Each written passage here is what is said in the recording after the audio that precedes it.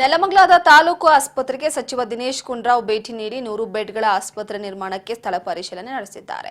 ನೆಲಮಂಗಲದಲ್ಲಿ ಇರುವಂತ ಆಸ್ಪತ್ರೆ ಜೀರ್ಣೋದ್ಧಾರ ಮಾಡಬೇಕು ಅಥವಾ ಬೇರೆ ಕಡೆ ಆಸ್ಪತ್ರೆ ನಿರ್ಮಾಣ ಮಾಡಬೇಕು ಅಂತ ಪರಿಶೀಲನೆ ನಡೆಸಿದ್ರು. ಬಳಿಕ ಆಸ್ಪತ್ರೆಯ ಸಮಸ್ಯೆ ಹಾಗೂ ವೈದ್ಯರ ಸಮಸ್ಯೆ ಬಗ್ಗೆ ರೋಗಿಗಳಿಂದ ಮಾಹಿತಿಯನ್ನು ಪಡೆದುಕೊಂಡರು.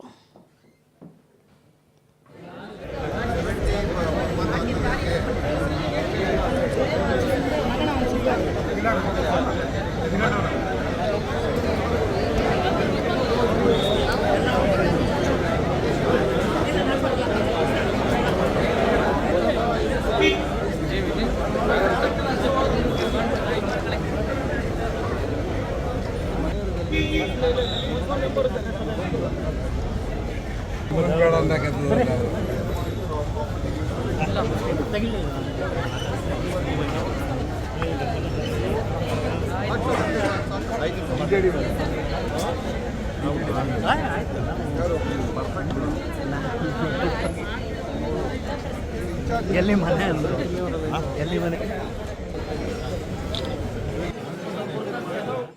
ನೆಲಮಂಗಲದಲ್ಲಿ ಇರುವಂತ ಆಸ್ಪತ್ರೆ ಬಹಳ ಹಳೆಯ ಆಸ್ಪತ್ರೆ ಒಂದು. ಆಮೇಲೆ ಅದನ್ನ ಸ್ವಲ್ಪ ಏನು ವಿಸ್ತೀರ್ಣ ಮಾಡಿದರೆ ಅದು ವೈಜ್ಞಾನಿಕವಾಗಿಲ್ಲ ಮತ್ತು ಅಲ್ಲಲ್ಲಿ ಅವರು ಅಲ್ಲಿ ಒಂದು ವ್ಯವಸ್ಥಿತವಾಗಿ ನಿರ್ಮಾಣ ಆಗಿಲ್ಲ.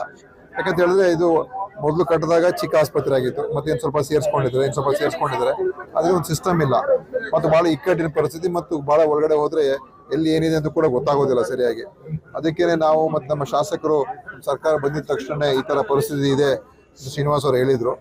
ಅದಕ್ಕೋಸ್ಕರ ನಾನು ಅವಾಗ ಅವ್ರಿಗೆ ಹೇಳಿದೆ, ಆಯ್ತು ಒಂದು ಹೊಸ ಆಸ್ಪತ್ರೆ ಮಾಡೋದಕ್ಕೆ ನಾನು CM ಹತ್ರ ಮಾತಾಡ್ತೀನಿ ಅಂತ ಹೇಳಿ CM ಅವ್ರಿಗೆ ಹೇಳಿದಾಗ CM ಅವರು ಅದೇ ಬೆಂಗಳೂರಿನಲ್ಲಿ ಹೊಸಕೋಟೆ, ಆನೇಕಲ್ಲು ಮತ್ತೆ ನಮ್ಮ ನೆಲಮಂಗಲ ಈ ಮೂರಕ್ಕೂ ಕೂಡ ಹೊಸ ಆಸ್ಪತ್ರೆಗೆ ಮಾಡಿಸೋಣ ಅಂತ ಹೇಳಿ ಒಪ್ಪಿಗೆ ಕೊಟ್ಟು ನಾವು ಕಳೆದ ಬಜೆಟ್ ನಲ್ಲಿ ಅನೌನ್ಸ್ ಆಯಿತು. ಈಗ ಟೆಂಡರ್ ಎಲ್ಲ ಕರೆದಾಗಿದೆ, ಟೆಂಡರ್ ಕೂಡ ಓಪನ್ ಆಗಿದೆ, ಈಗ ಕೆಲಸ ಶುರು ಮಾಡಬೇಕು.